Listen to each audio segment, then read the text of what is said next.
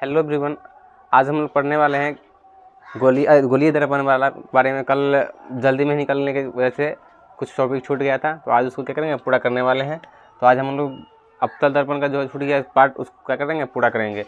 कल ही हम लोग अवतल दर्पण में फोकस, वक्रता, त्रिज्या, वक्रता के इन सबको क्या कर दिए थे, डील कर चुके थे। किसका बात कर रहे हैं? अवतल दर्पण के बारे में। ठीक है, अवतल दर्पण क्या है? एक गोलीय दर्पण है। ठीक है, तो हम लोग इसके बारे में चर्चा कर चुके थे, पहले कुछ भाग छूट गया था ना। चलिए अब क्या करना है, आज इसमें हम लोग सिद्ध करेंगे क्या कि F बराबर R/2, यानी वक्रता त्रिज्या क्या होता है, फोकस दूरी का आधा होता है। सॉरी, फोकस दूरी क्या होता है, वक्रता त्रिज्या का आधा होता है, यानी कि वक्रता त्रिज्या और फोकस दूरी का दुगुना होता है। ठीक है, यही सिद्ध करके लाएंगे अवतल दर्पण में F बराबर R/2 या R बराबर 2F।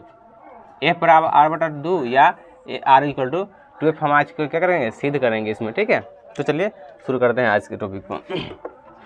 क्या करते हैं, पहले हम आपतित किरण को लाएंगे, है ना।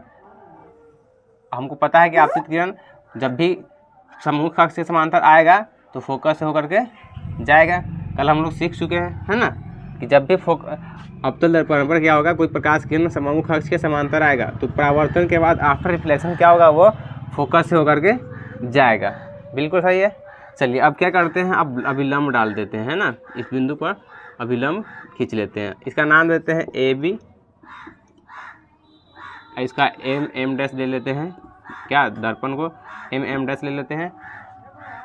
चलिए अब क्या किया, हमको पता, हम प्रकाश के परावर्तन में पढ़े थे कि अभिलंब और आपतित किरण के बीच का जो एंगल होता है उसको क्या बोलते हैं, आपतन कोण, जिसको छोटका आई से लिखते हैं। किसके है, छोटका आई से।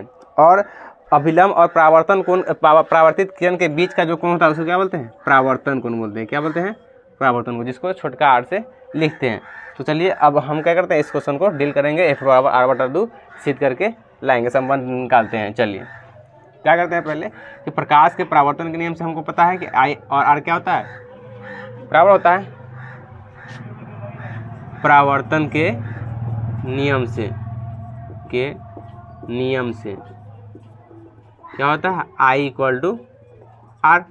तो I को लिख सकते हैं ना, तो एंगल ABC, बिल्कुल सही है, एंगल ABC। और एंगल R को लिख सकते हैं एंगल CBF, एंगल CBF। क्या कर लेते हैं, इसको इक्वेशन फर्स्ट मान लेते हैं, समीकरण 1 मान लेते हैं। ठीक है, यहाँ तक हमारा क्लियर है, कोई डाउट नहीं है। चलिए आगे बढ़ते हैं हम लोग। ठीक है, अब आगे करना क्या है हमको, अब इस रेखा को देखिए और इस रेखा को देखिए, AB और CP को देखिए। AB और CP क्या है, दोनों के दोनों पैरेलल है ना, दोनों के दोनों क्या है, पैरेलल है। जब दो लाइन पैरेलल हो और उसको कोई प्रतिच्छेदी रेखा काटे तो उसका जो एकांतर कोण होता है तो क्या होता है, बराबर होता है। क्या होता है, एकांतर कोण बराबर होता है। तो मंगल ये वाला एंगल किसके बराबर हो जाएगा, इसके बराबर हो जाएगा, है ना, आई भी हो जाएगा। चूँकि AB parallel to CP, AB क्या है, AB CP के पैरेलल है, इसीलिए क्या हो जाएगा, ये वाला एंगल इसके बराबर हो जाएगा। इसीलिए एंगल ABC = एंगल BCF, इसको मान लेते हैं इक्वेशन सेकेंड। अब दोनों से इक्वेशन में देखेंगे क्या कि जो लेफ्ट हैंड साइड है ना, वो लेफ्ट साइड है ना, वो क्या है, इक्वल है। तो इक्वेशन का जो रूल होता है, कहता है कि अगर किसी समीकरण का दो को समीकरण लेते हैं, उसका कोई एक पक्ष बराबर होता है तो दूसरा पक्ष भी ऑटोमेटिक क्या होता है, बराबर होता है। ऐसे भी करके देख सकते हैं, जो करेंगे तो घटने के बाद कट ही जाएगा। ठीक है, तो क्या कहते हैं, समीकरण 1 और 2 से चलते हैं। ठीक है, किससे, समीकरण 1 और 2 से, समीकरण 1 और 2 से क्या हो जाएगा, ये और ये दोनों आपस में बराबर, ये खत्म हो जाएगा। Angle BCF = angle BCF, CBF और BCF। क्लियर है। अब देखिए ये वाला एंगल और ये वाला एंगल दोनों एक ही त्रिभुज का है ना, एंगल है।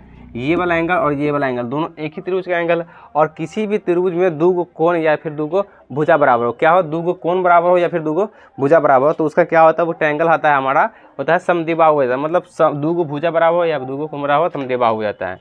इसीलिए क्या हो जाएगा, त्रिभुज BCF क्या हो जाएगा हमारा, BCF क्या हो जाएगा, एक समद्विबाहु त्रिभुज है। कैसा, समद्विबाहु त्रिभुज है, समद्विबाहु त्रिभुज है। जब त्रिभुज समद्विबाहु हो गया तो दोनों भुजा भी तो क्या होगा, बराबर होगा, मतलब C F equal to F B या बी एफ, इसलिए C F equal to B F. इसको कर लेते हैं समीकरण 3। क्या कर लेते हैं, समीकरण 3। अब आता है मेरा इस क्वेश्चन का सबसे मेन पॉइंट आता है, जब तक हम नहीं मानना पड़ेंगे। देखिए अभी क्या है, इस बी पॉइंट को अभी प्रकाश किरण यहाँ पड़ा है तो बी पॉइंट मेरा यहाँ है। सपोज कीजिए, ये देख लीजिए ध्यान से, अभी क्या है, ये पॉइंट ए से यहाँ पर आया, ठीक है। एक मिनट, इसको एक और से समझ लेते हैं। यहाँ से यही दिखा निकला, फिर अगर क्या कर लेते हैं, ए पॉइंट यहाँ लिए, फिर यहाँ ले लेते हैं, फिर यहाँ, है ना। लेकिन आएगा यहाँ तो आएगा है, और से निकल रहा, ये पी है, ठीक है। अगर ये यही पॉइंट क्या है, यहाँ पर एंगल क्या है, ज़्यादा है, फिर क्या करेंगे, इसको और पास लेते हैं, फिर इसके और पास ले आएंगे। उसी तरह से क्या करते हैं, बी पॉइंट को क्या कर लेते हैं, हम पी के पास ले आते हैं। कहाँ लेते हैं, एकदम मान लेते हैं कि क्या बी जो है पी के पास में।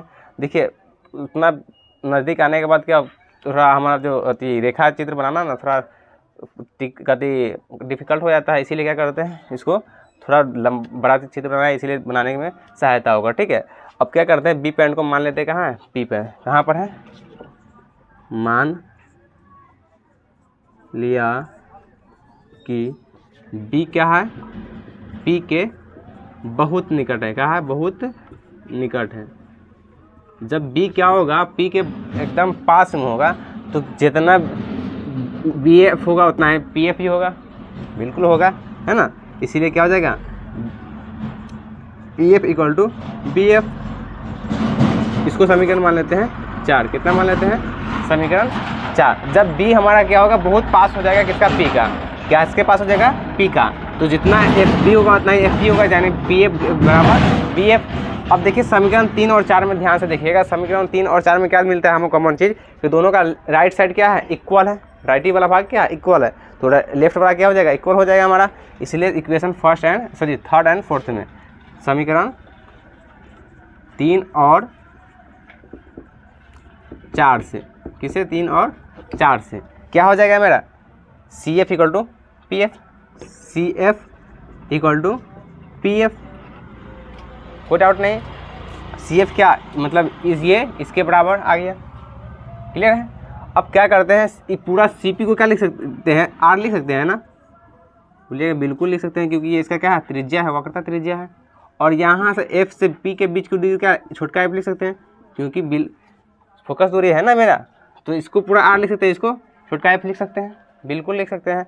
चलिए अब क्या करते हैं, सी पी बराबर लिख सकते हैं, सी पी को 2 भाग में बांट दें, ये पूरा क्या है, सी पी है। अब सी पी को 2 भाग में बांट देंगे, सी एफ जोड़ एफ पी या पी एफ, क्या सकते हैं, सी एफ जोड़ एफ पी एफ, है ना, सी एफ जोड़ पी एफ लिख सकते हैं। चलिए, और इस सी पी को क्या लिख सकते हैं, बड़का आर लिख सकते हैं ना, क्या हो जाएगा, बड़ा वाला। सी एफ और पी एफ, सी एफ और पी एफ दोनों के दोनों क्या है, इक्वल है, दोनों के दोनों क्या है, बराबर है।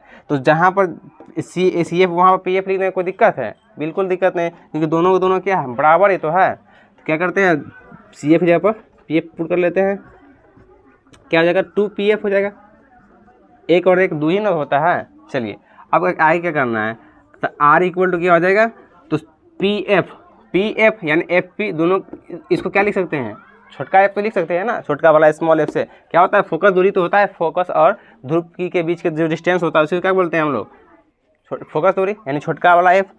तो दो एफ पी एफ की जगह क्या लिख सकते हैं, एफ आ गया मेरा, यही तो लाना था, है ना। इसको और सीधा करके लिखना चाहते हैं, लिख सकते हैं एफ बराबर आर बटा 2। क्लियर है आपका, यही हमको क्या करना था, लाना था। चल आज के वीडियो में हम लोग क्या किए कि वक्रता त्रिज्या और फोकस के बीच में संबंध स्थापित कर लिया। किसमें, अवतल दर्पण। हम अगले वीडियो में हम लोग क्या करेंगे कि उत्तल दर्पण में एफ बराबर आर बटा 2 सिद्ध करेंगे।